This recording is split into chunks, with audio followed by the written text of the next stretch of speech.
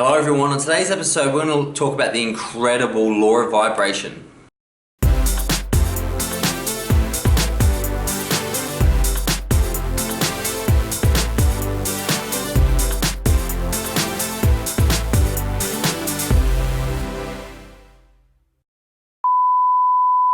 Hello everyone, as mentioned in the intro, I want to talk about the law of vibration, the underpinning of all matter, the underpinning of us, how things come together, how this reality is built, and it's an incredibly awesome topic to talk about. I'm glad to be bringing it to you. So as always, I'm going to begin with a quote, and that quote is, "Everything in our universe constantly vibrates and moves.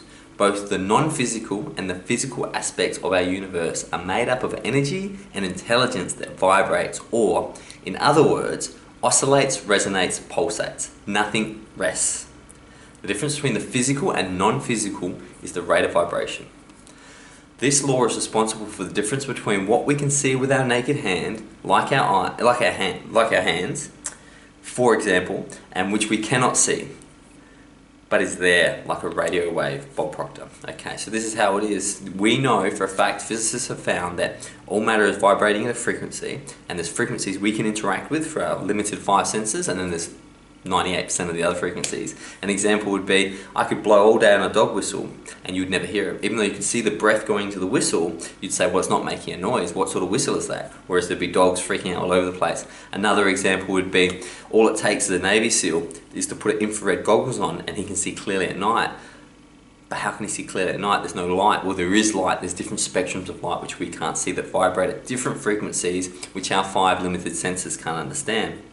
So this is an incredibly important topic to understand because it does get manipulated a bit by The Secret and all these, I guess, very well-meaning people in the New Age sort of area saying, you just got to align your vibrational frequency and things like that. It's a little bit more complex than that, but my personal experience has been that ultimately, where you come from, the place you come from, does develop a frequency. Even the tonality of voice. Like when I see, if I'm having lunch with a girl and she sees a girlfriend, she'll be talking to me in a normal tone of voice, and then she'll turn to her girlfriend and say, "Hi, how are you?" And her voice will completely change to a different frequency. Because obviously talking to me, that frequency wouldn't be appropriate, but somehow she's matching perhaps the same tonality as her friend. So we're using frequencies and frequency swapping all the time to try and connect better with people, because we intuitively understand this. So how do we get on the right frequency level? How do we get into the state where we're effortlessly beaming what we're all about? Well, it's easier than you think, because most of the frequency patterns we've taken on over life have been unnecessary. They'll be things we've been told by TV or our parents or belief systems that have us out of shape. But once we are out of shape with our frequency, unfortunately the world revealed itself to us and made us think that the world was a hostile place. And ultimately, that's why it's so easy to fall into a rut, because you feel bad about yourself and then all of a sudden your vibrational frequency changes. All those bad the things that you see as negative come towards you, because like attracts like, vibrational frequencies will connect, and you'll only see, remember how vibrational frequencies need to be at a certain level for you to see, you'll only see the disappointment and frustration that you feel inside. And when you change that, everything changes. As the great Wayne Dyer used to say, when you change the way you look at things, the things you look at change. So how do we start to embrace changes in frequency? How do we get out of this, frequency we don't like and really embrace new frequencies? Well, changing your expectations for appreciations is number one. You hear me say this a lot, but it's so simple.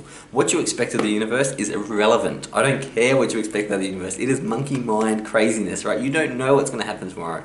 Therefore, stop, breathe, appreciate that you just got some oxygen and you're alive. That's it. Because once you do that, you'll start to fall in line with the way things are, not the way you want them to be, which is a different frequency. And the way things are is always the perfect frequency. For the waveform to collapse into a particle has to be the perfect frequency. We can do this by writing down 10 things you feel grateful for. I think this is a really important exercise. Writing down 10 things you're grateful for and looking at those for 5 minutes. All of a sudden you start to feel a bit happier and start to feel like things are going okay. Number 2, listen to music you love. Humans in every single culture across the world have loved music. Why? Music is a vibrational frequency, which when we get into the groove, we start matching and mirroring that frequency. And that's why, you know, have dance styles that go with certain genres of music and stuff like that, and we get into flow with that frequency. We forget our old frequency and we can go into the frequency of music and happiness. My favorite, go and walk in nature. Now, this didn't work for me when I first started trying it, because I'd go to nature, I'd be like,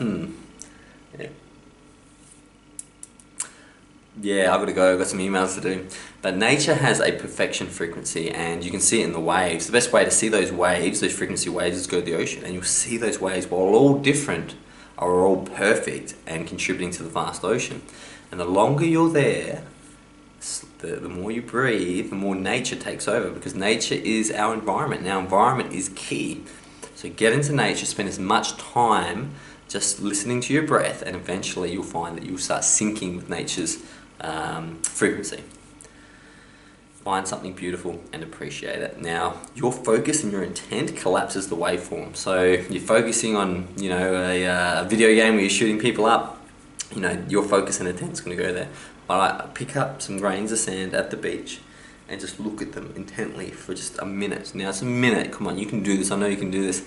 And what you'll find is that the appreciation of those small pieces of sand manifests into an appreciation for everything. And when the universe is like us, when the universe feels appreciated, it goes out of its way to help you. Just like if you have a partner, the more you appreciate them, the more it comes back to you. Very similar to that. The second to last way, become present. Your frequency can only come from this present moment, however, and it's always perfect. However, your frequency is interrupted and changed by thought patterns or frequencies of past and future. For example, you might be having a conversation and someone says something that reminds you of somehow they've hurt you in the past. So the frequency which is going along well is now scattered by this other frequency that comes in.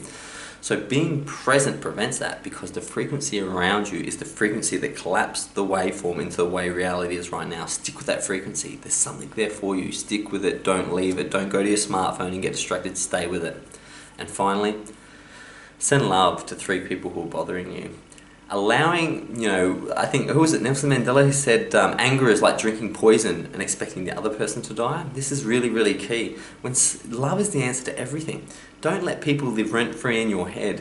When people are bothering you or making life hard for you, don't jump onto that frequency, because I promise you'll be as angry, as bitter as they are for creating the problems. Send them love. And you don't have to, you know, send them a love letter. You can just think of love and think about how you would like their lives to have worked out better so they could be happier people. Send that love to them. And all of a sudden, the frequency they were trying to interject to you to make your life difficult just bounces off you like water off a duck's back.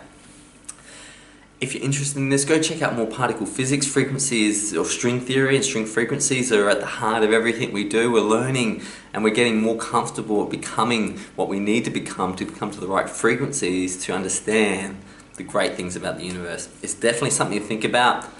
I can't wait to see you tomorrow, but until then, goodbye.